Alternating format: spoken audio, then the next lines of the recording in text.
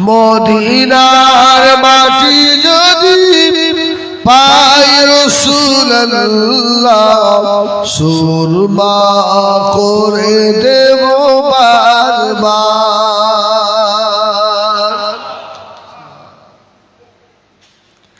যদি যেতে লাগে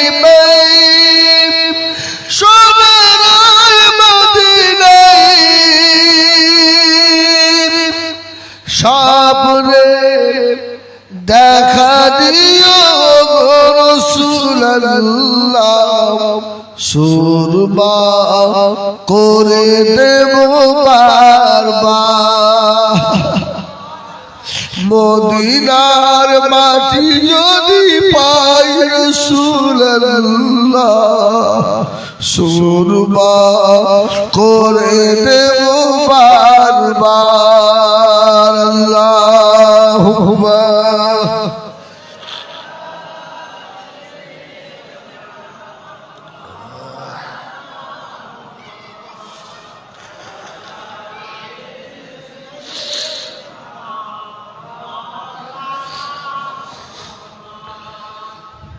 আমার শরীর অবস্থা আপনারা বেশি বুঝতে পারছেন মানে এত এত কষ্ট হচ্ছে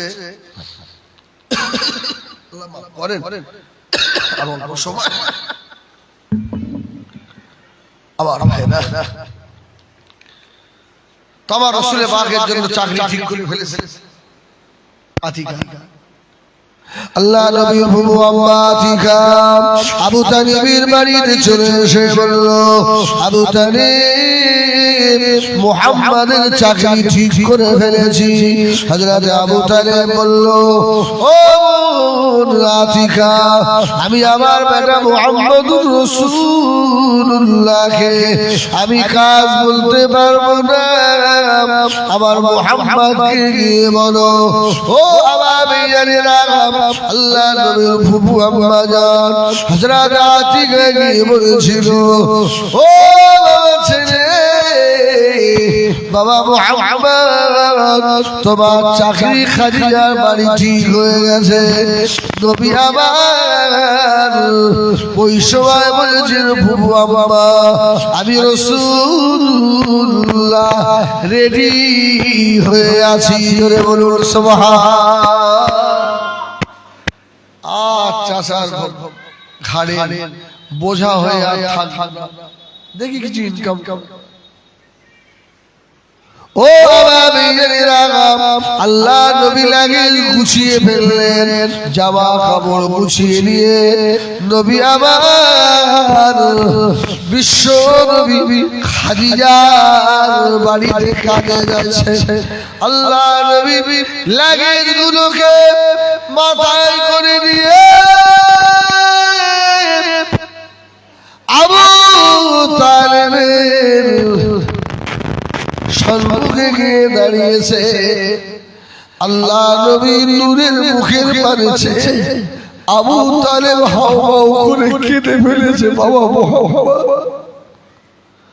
ও বাবা ছেলে জীবনে কোনদিন তোমাকে কাজ করতে দিইনি বাবা কোনদিন তোমাকে কাজ করতে দিইনি বাবা রে আজকে তোমার খাদিজার বাড়িতে তুমি গোলাম হয়ে চলে যাচ্ছ বাবা আল্লাহ নবী বললেন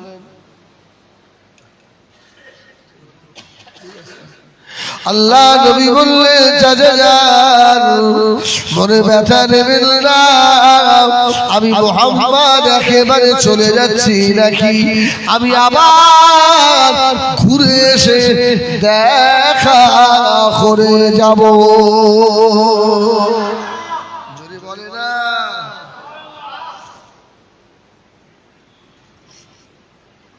চাচা যা আমি আসবো আবার ও বেজানিরা নবী আমাদের দুনিয়ার বাদশা আল্লাহ নবী খাদিজা বাড়িতে যাচ্ছেন খাদিজা ছাদের উপর থেকে আল্লাহ নবীকে আশা দেখছে যে আখিরি সামানা নবী এসেছে, আর ওই নবীর মাথার উপরে এক খণ্ড মেঘ যেন ছায়া করে করে আসে। জোরে বলুন, কেননা হযরত খাদিজা ছিলেন শিক্ষিতা মেয়ে, উনি ইব্রানি ভাষা ভালো জানতেন। মা খাদিজা ইব্রানি ভাষায় তাওরাত খুলে দেখে, ও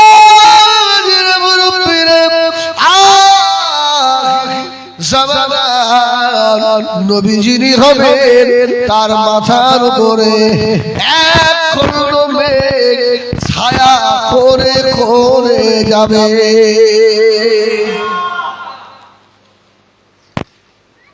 খাদিজা আমার রাসূল পাক এলেন খাদিজার বাড়িতে। আপনাদের ডিস্টার্ব হচ্ছে? আলহামদুলিল্লাহ, খাদিজার বাড়িতে এসেছে। এখন চাকরি করতে গেলে ইন্টারভিউ পরীক্ষা দিতে হবে না?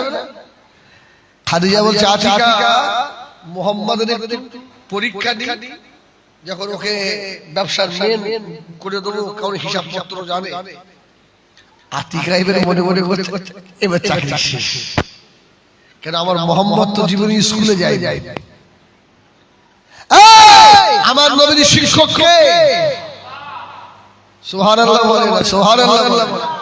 এই জন্য তো নবী বলেছেন, ইন্নামা বুইসতু মুআল্লিমান, আল্লাহ আমাকে তামাম জাহানের জন্য শিক্ষক করে পাঠিয়েছে। জোরে বলে না, আরে জোরে বলে না,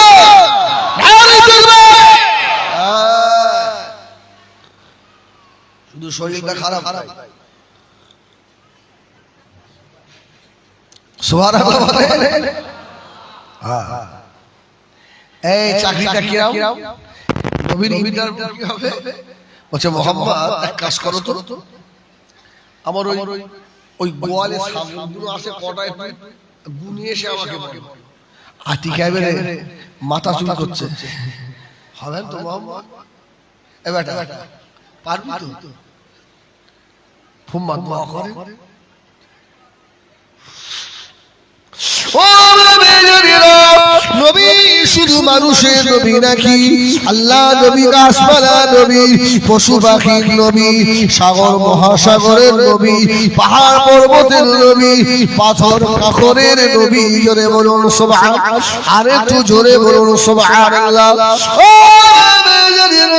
নবী আমার দিন দুনিয়ার বাদশা, যেই দেখে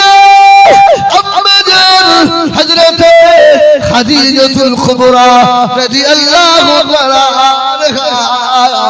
কোয়ালের ভিতরে ঢুকেছে। বাবা, যে কটা ছাগল ছিল আল্লাহর নবীকে দেখে উঠে দাঁড়িয়ে পড়েছে।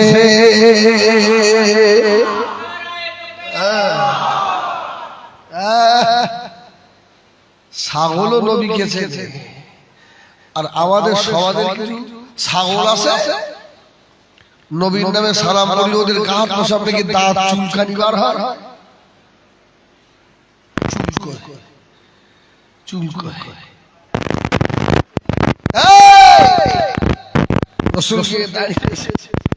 ছাগলদের সর্দার আছে।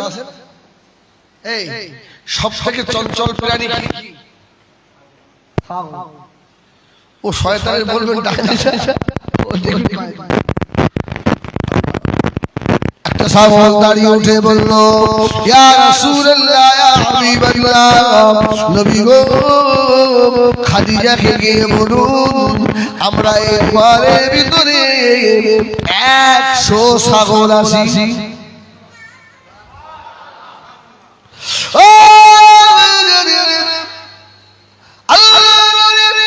হযরত মাওলানা জাকারিয়া সাহেব রাহমাতুল্লাহ আলাইহি হুজুর লিখেছেন, আল্লাহ নবী ছাগলের কথা শুনে খাদিজার কাছে এসেছে, গেছে আর চলে এসেছে। জোরে বলবো সুবহানাল্লাহ। আতিকা আমারও মাথা চুলকাচ্ছে, এক্ষুনি কি ছাগল মনে হয়ে গেল? সুবহানাল্লাহ। চাকরি পাবে না, আমার মোহাম্মদ সব শেষ। নবী আমার দিন দুনিয়ার বাদশাহ জেনে দাঁড়ানো খাদিজা জিজ্ঞাসা করলেন মুহাম্মদ এই গেলে চলে আল্লাহ নবী মাথাটা করে বললেন মুনিম খাদিজা সাগরের পারে থেকে আমাকে বলে দিয়েছে 100 সাগর আছে। জোরে বলুন সুবহানাল্লাহ। আম্মা জান খাদিজা মাথা খারাপ হয়ে গেল। আল্লাহ যেন বলতে চায় খাদিজা রে তোর বাড়ির গোলাম আমার হাবিব হবে না, আমি আল্লাহ তোকে আমার হাবিবের বাড়ির গোলাম বানাবো রে। এতক্ষণ কোথায় ছিলিস? শেষ সময় হদ্দপান খাওয়াচ্ছিস। আমাদের কমিটি খুব ভালো, আলহামদুলিল্লাহ।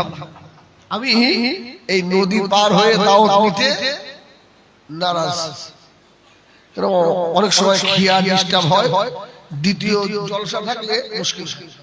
আপনাদের ওই ঘাটটা পার হয়ে ওই তুষখালীর নাম কি? ভাঙা তুষখালী, ভাঙা টাঙা, হ্যাঁ ভাঙা ছেড়ে মেরে আসে। ওখানে তো 5-7 বছর একভাবে ওই মসজিদের পাশে যে জলসাটা হয়, আল্লাহু আকবার, ওরাও ভালো ব্যবহার করে। নদী পার হওয়ার গায়ে চুলকানি চুলকানি ভাব। আগে খুব চুলকাতো, একটু কম হয়। সুবহানাল্লাহ বলে। নদীর নাম করি শুধু ভয় লাগে, যদি সারা নৌকা চল যায়। আমাদের দিকে তো নদী নালা নেই। শোনেন বলি, ওই দিন থেকে একটু গাছ চুলকানো কম হয়েছে। আমি গোসাবা পার হই, বুঝলেন, একদম সুন্দরবন এলাকা। ওরা আমাকে গোসাবা থেকে বাইক করে বেড়ায় 1 ঘন্টা নিয়ে। আমি বলছি এ ভাই আর কত? বলছি হুজুর একদম সুন্দরবন জঙ্গলের কাছে। ভাগ থাক না বলে হুজুর মাঝে মাঝে ধরে ধরে নেয়। আমি আবার তখন শুধু লা ইলাহা ইল্লাল্লাহ বলবো, কি হতে হতে আল্লাহ। ওখানে গিয়ে ওরা আমাকে মসজিদে বসতে দিয়ে জানে, তা মশা ছিটে বেড়া। আমি শালা মসজিদে বলবো, বাঘ তো এক চান্সে ঢুকে পড়ে, ঘুম হয় সত্যি। আমি তোরা এক কাজ কর, 1 বছর নয় জলসা বাদ দিয়ে অন্তত মসজিদটা ঠিক কর।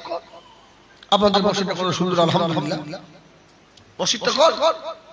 বলছে হুজুর না মসজিদ হয় হবে না, সব তোমাদের এত বেগ, আমাদের 2 টাকা হবে। তাই বলি দেখ এই যে আজ জীবনে আসবে টাকা দিশান না দিস, তওবা করে কান মুলে এখান থেকে আজকে বাড়ি। তো লোকগুলোর স্বপ্ন চোখে পানি এসে গেছে, আমার দেখে খুব দুঃখ লেগেছে। আমি এমন কথা বললাম মানে দুঃখ পেয়ে গেল।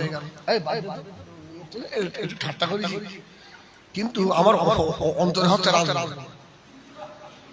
সত্যি। তখন একজন মুরব্বী আমাকে বলছে হুজুর আল্লাহর দরবারে জবাব দিতে পারবেন তো? কেন? বলে এই যে মসজিদটা দেখছেন, এই মসজিদের ভিত দিয়ে গিয়েছে আলা হযরত ছোট হুজুর পীর কেবলা। জোরে বলে সুবহান। আলা হযরত ছোট হুজুরের হাতের ভিত। আপনাকে তো আমরা খিয়া পার করে মোটর বাইক করে নিয়ে এসেছি, আর হুজুরকে পালকি করে, গরুর গাড়ি করে, মসজিদ গাড়ি করে, অনেক জায়গায় এত টানতে পারে না। হুজুর কেবলা গাড়ি থেকে নেমে 1 হাঁটুর উপরে কাদা, ওই কাদা বেয়ে বেয়ে এসে আলা হযরত ছোট হুজুর কেবলা এই মসজিদের ভিত দিয়ে গেছে। সুবহানাল্লাহ। আমার চোখে পানি এসে গেল। আমি কানতে কানতে ওদের বলেছিলাম যদি তাবলীগ কেউ করে সেটা মুসাদ্দেদ জামান করে গেছে। জোরে বলুন সুবহানাল্লাহ। তাবলীগ যদি কেউ করে, পাঁচ হুজুর কিবলা তাবলীগ করে গেছে, তাবলীগ করে গেছে আল্লাহর ছোট হুজুর পীর কিবলা। জোরে বলুন সুবহানাল্লাহ। মাথার ঘাম পায়ে ফেলে কোথায় সুন্দরবন, সেখানে একটা মসজিদের ভিত্তি স্থাপন করে এসেছে। সেদিনে তওবা করেছিলাম যে আল্লাহ এই নদী পারের মানুষদের আর মনে দুঃখ দেব না, এদের মনে আর এখন তেলা মাথায় তেল দেওয়ার মানুষ অনেক। কি আমার ভাই জানেরা, সোনা বানিকেরা, মনে দুঃখ দিও না বাবা, ব্যথা দিও না সোনা বানিকেরা রে। আমার আপনার নবী নূর নবী জনাবে মুহাম্মদুর রাসূলুল্লাহ সাল্লাল্লাহু আলাইহি ওয়াসাল্লাম আল্লাহ নবী খাদিজার বাড়ির গোলাম হয়ে গেলেন। আল্লাহ নবী ফুফুমা আতিকাকে দেখে বলেছিলেন,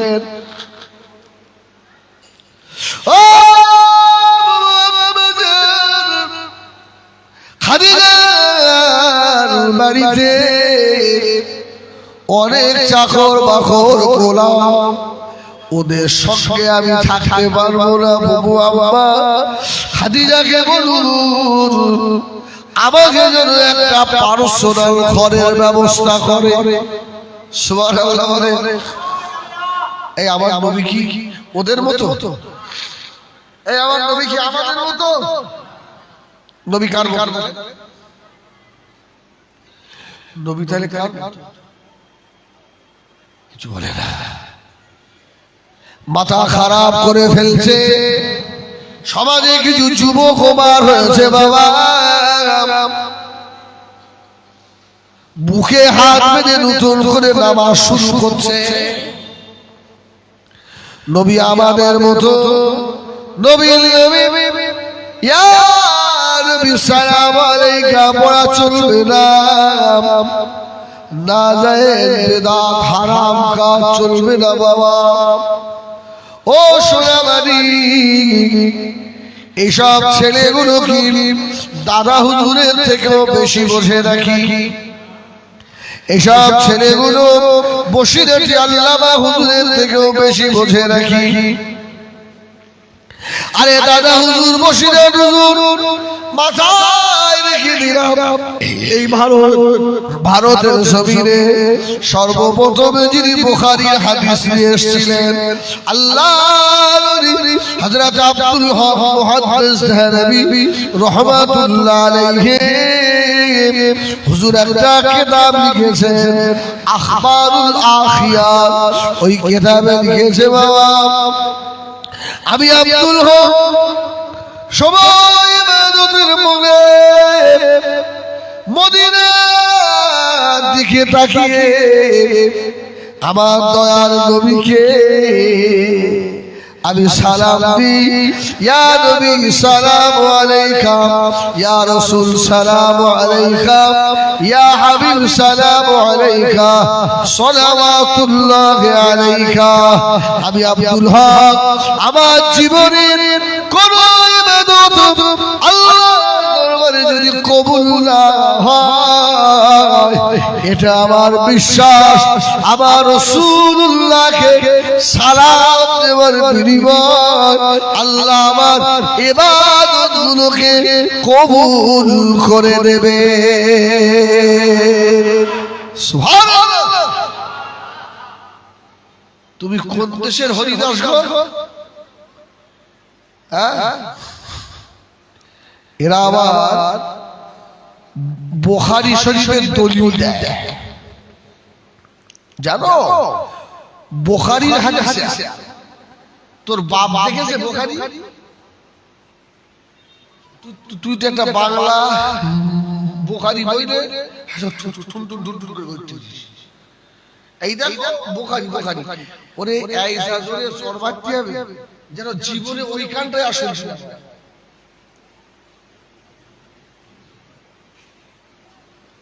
ওসব সোনা হুজুর, কি হুজুর কিছু বলে না? সোনা হুজুর এই ইতি এটা বুখারী শরীফে, এটা মুসলিম শরীফে। ওর বাপ দাদা 14 পুরুষের ঘাড়ে যদি বুখারী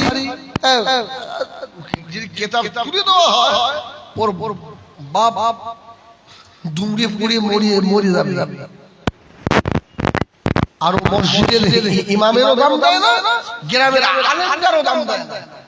হ্যাঁ, খুব সমস্যা।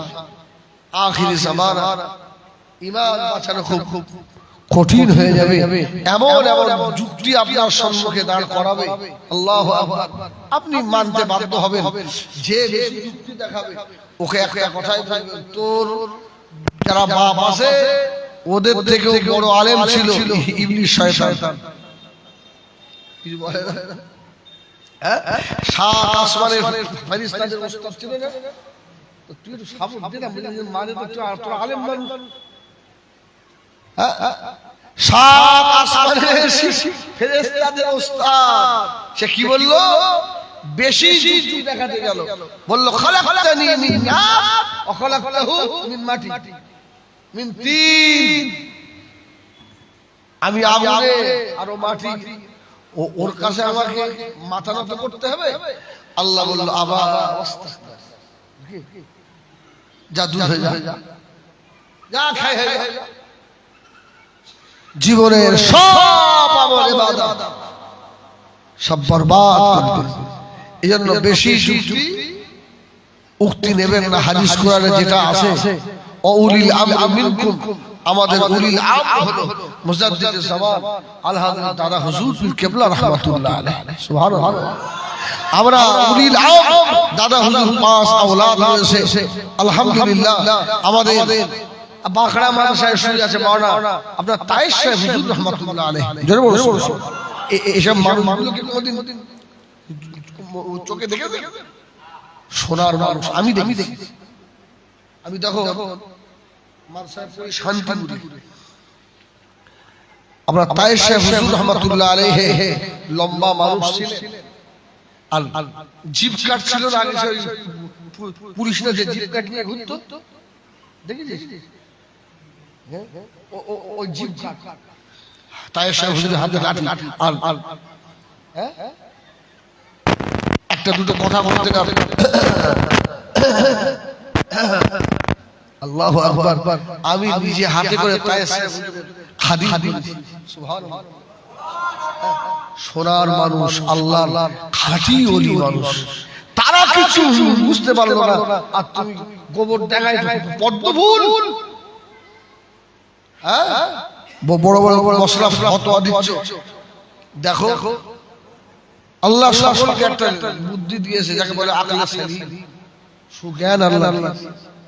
আল্লাহ আমাদের সকলকে সঠিক পথে আল্লাহ চলার তৌফিক দেন। জোরে বলে আল্লাহুম্মা আমিন। আল্লাহুম্মা আমিন। আমার ভাইয়েরা, আমার সময় একদম শেষের দিকে। আমি কথা বলতেই আমার যেন কষ্ট হচ্ছে। আমি এখান থেকে আবার রাজবাড়ি যাব, ওখানে আমার 11টায় সময় রয়েছে। ওখানে অল্প একটু বলে বিদায় নেব। শরীর অসুস্থ হলে কি করব বলেন? আমার ভাইরা 10টা বাজে, একটু দরুদ শরীফ পড়েন। আল্লাহুম্মা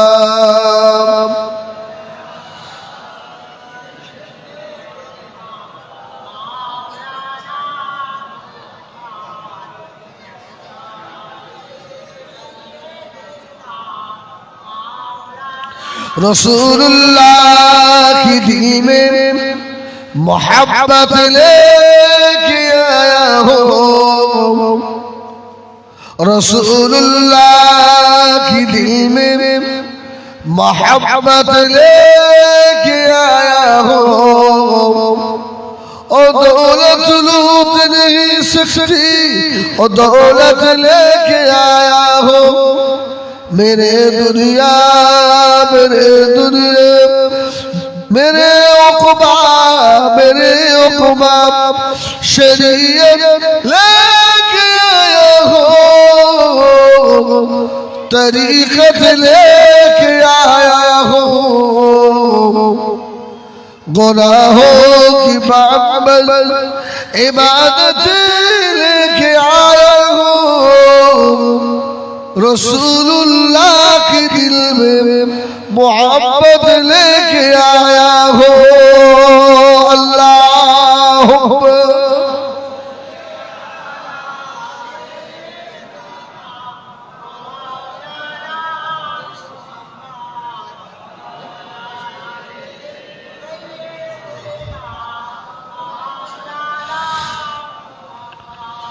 আমার জিন্দার ইমানদার ভাই ভাই আমার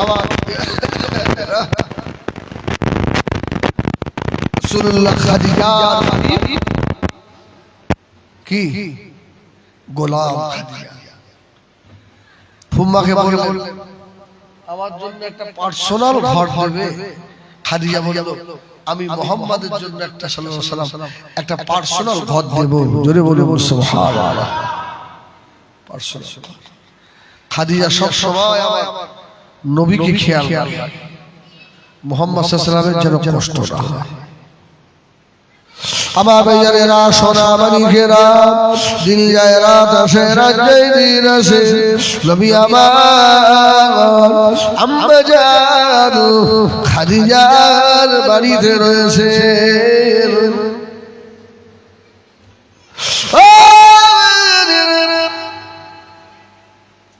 খাদিজা নবীকে পরে দিন ছাগল চড়াতে পাঠাবে আল্লামা জাকারিয়া সাহেব এখন বলে ছাগলের রাখাল সম্মুখে থাকে না ছাগলের পিছনে থাকে